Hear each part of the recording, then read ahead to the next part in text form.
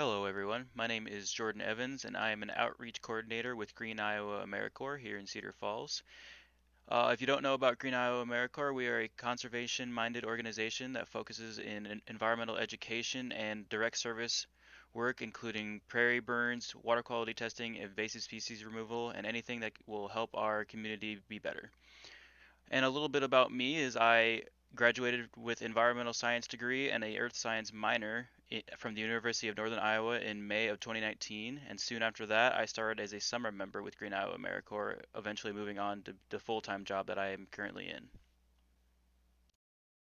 In my presentation today, I wanted to take a little bit of time to talk to you about backyard wildlife habitat. As many of you may know, wildlife needs our help. As human activity expands and the population is ever growing, increased urbanization has caused a huge problem for local wildlife. Backyard wildlife habitat is a good mitigation strategy to overcome the issues that come with destruction of wildlife habitat and increased urbanization. In Iowa, some of the local wildlife habitat that we can help bring back will help things like pollinators such as bees, birds, bats, owls, ducks, etc. Another fact about me is I am a hobbyist woodworker in my spare time, so whenever I get a chance to bring in my hobbies with my work, I always take advantage. The first thing that I will talk about in this presentation is what a bat box is. First off, as many of you may know, bats are very crucial to human existence. Each night, bats can eat up to 1,200 insects per hour, meaning that they're a very important insecticide when it comes to eating mosquitoes, beetles, and moths.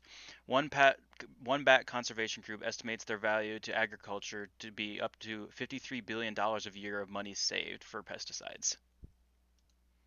Now, I don't know about you, but I'm not the biggest fan of mosquitoes. I don't really think anybody is. So an easy way to, if you have a mosquito problem at your home or on your farm or whatnot, a great way to mitigate the mosquito problem is to install a bat box. Along with their help of getting rid of pests, they are also essential pollinators and seed dispersers. Without bats, we wouldn't have avocados, chocolate, or tequila. Not only are bat boxes beneficial to humans, but they're also very beneficial to bats, as the bat populations have been rapidly declining over the last 2 or 3 decades due to increased urbanization, deforestation that gets rid of their habitat, and also white nose syndrome. If you ever have been nearby or visited a Iowa cave system, such as the Makokata Caves, you may have been already told about white nose syndrome. If you haven't, white nose syndrome is a disease that has been affecting North American bats for a while now. It is caused by a fungus that ingests the bat skin and is also very present on its nose, and it can ruin its respiratory system. So, to help combat declining bat populations, why not install a bat box in your backyard? Each bat box that you can install can house colonies from around 50 to 300 bats depending on the size of the bat box that you build. The picture on the left there is a view from the bottom side of a bat box, seeing the small space that these bats roost in to stay warm at night when not hunting. The picture in the middle is what a regular bat box looks like once it's hung on a tree, and the picture on the right is, I believe, a small or a little brown bat, which is one of the most native bats to Iowa. When it comes to building your bat box, there are some specifications that you must keep in mind. Number one is you have to use natural lumber and not treated lumber. Treated lumber can cause some health issues to the bats if that chemical that it's treated with runs out and affects them. So it's best to get naturally weather resistant wood like pine, cedar, or oak. As far as size, most bat experts recommend a bat box be at least 18 inches wide and 24 inches tall. In the previous slide, you saw in that picture on the left where the bats were hanging out, those are called roost partitions, and the experts recommend that those must be 3/4 of an inch to 1 inch deep for most Iowa species. In order for your bat box to last a long time, you must also add a roof to lessen deterioration due to weather effects. Once you have finished building your bat box and are ready to put it up to help attract bats, you are probably going to wonder where you're supposed to hang it.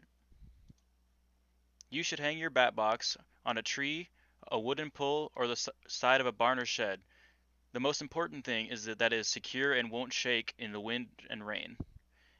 Another important aspect is it must be 10 feet above the ground, as predators would otherwise try to attack the bats inside.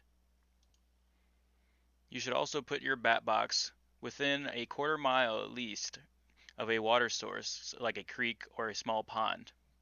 This method is preferable but not completely necessary. It is just used as a water source for the bats. It is also recommended that you put your bat box in a relatively open area that faces south or south-southeast when it reach and it so it receives at least 7 hours of direct sunlight. You will want your bat box amongst some trees, but it is not to be shaded by the trees. So if the bat box doesn't get enough sun, that can become a big problem. Lack of sunlight is especially important in the winter. If it's too shaded during the winter, the bats can eventually freeze inside if it's also not properly insulated enough. If you're interested in building your own bat box, I'm sure you're going to want a little more specific instruction than what I've given you today. You can go ahead and look on our YouTube channel at Green Iowa AmeriCorps Official, where we have a step-by-step guide on how to build your own bat box. The next little woodworking project that you can do to help attract wildlife to your backyard is make a bee hotel.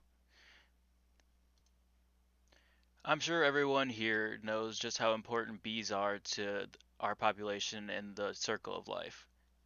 But a lot of people might not know how important pollinators they are. Bees perform about 80% of the world's population, which I found just to be absolutely wild. That's such a high number.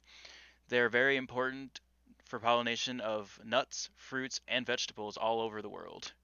But locally, they can help you and your garden for pollination by helping your backyard and your vegetable garden flower.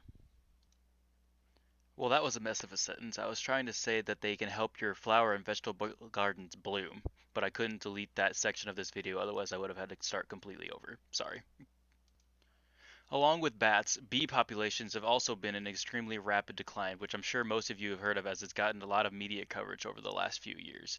They've had up to a 60% decline in the US since 1947 due to things like insecticide blowover from fields, loss of habitat, air pollution, and increased drought due to climate change. Most people, when they think of bees, think of bumblebees or honeybees, but that's not what bee hotels are meant for, as those bees typically live in hives that with their own colonies. Bee hotels are meant for solitary bees, meaning bees that live alone. Since they aren't protecting a hive, solitary bees are much less likely to sting you, so it's actually a relatively safe practice to put a bee hotel in your backyard. Some of the species of solitary bees include red mason bees and leafcutter bees. At least those are the most common that you can find in Iowa. Solitary bees, when not nesting in a bee hotel, naturally nest in holes in the ground, fallen trees, hollow stems of dead plants, or even old beetle holes from the side of a tree. When those homes aren't present, typically in a well manicured lawn or something, bee hotels provide that space.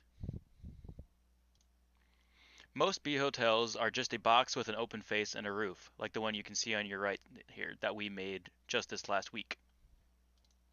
For nesting material, you can include a combination of logs with holes drilled into it, 2x4s with more holes drilled into it, and also we used bamboo reeds that we found from Menards with slightly different size holes drilled into them as well. Whatever basically you can use to tightly fill up your box. Your bee hotel can end up being any size you really want. They recommend not doing too big because too big of a bee hotel can have a large population in it and that can just become a smorgasbord for predators, which can become a big problem as well. As far as hole sizes for each nesting tube, they should be around a eighth of an inch wide in diameter to a half an inch wide in diameter. As solitary bees are very much smaller. That's not the way you say that. Solitary bees are quite smaller than your natural bumblebee or honeybee. By the way, the bee hotel that you can see on your right there is actually the door prize that we provided for this community conservation workshop.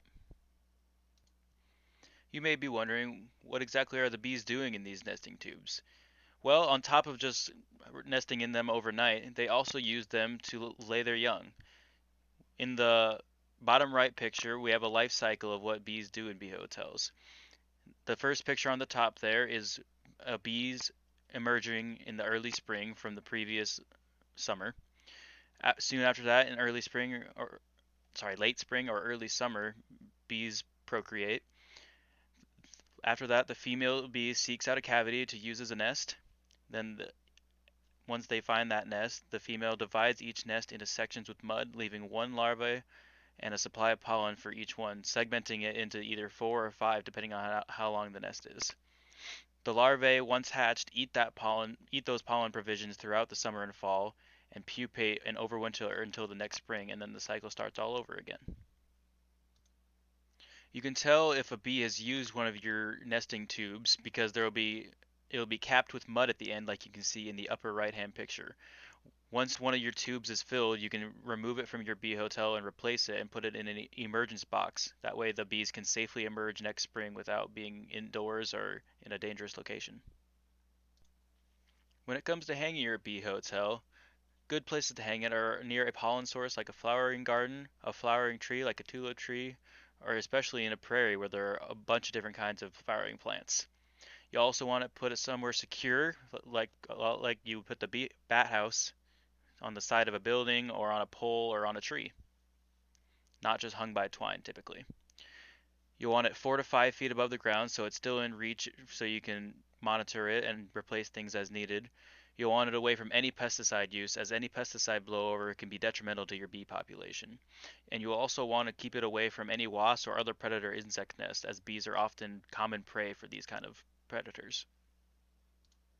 An important aspect of having a bee hotel is keeping maintenance of it, starting in the early spring.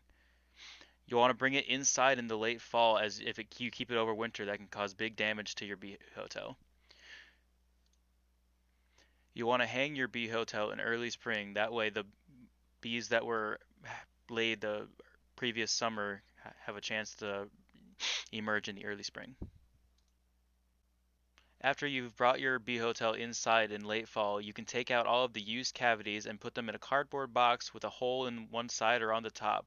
This will be called your emergence box. Place your emergence box in a garage or shed and then take that box outside in spring so the overwintering bees can leave when they are ready. You can clean out or replace used cavities with a pipe cleaner or a Q-tip and a bleach solution. Failure to do so can lead to disease and harmful pests hurting your bee population. A harmful pest typically that causes a problem in bee hotels is a mite.